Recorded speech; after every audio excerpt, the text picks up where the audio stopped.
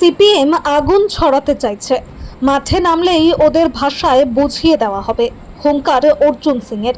পানিহাটিতে বিজয়পুর সার্বজনীন দুর্গোৎসব কমিটির খুঁটি পুজোতে এসে সিপিএমকে হুঁশিয়ারি দিলেন পরিবহন মন্ত্রী অর্জুন সিং।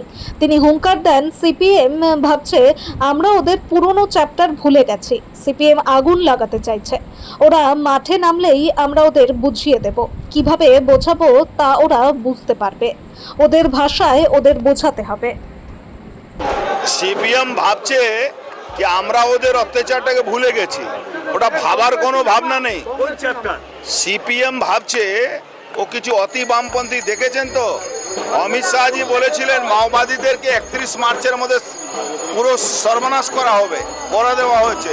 সিপিএম দেশ বিরোধী কাজের আগুন ধরাচ্ছে, তো ওর সঠিক জবাব আমরা সামনে দেখবেন। একটু মাঠে নামুক, এবার আমরা ওদেরকে বুঝিয়ে দেবো। যে ভাষায় ওরা বুঝবে সেই ভাষা বুঝাবো।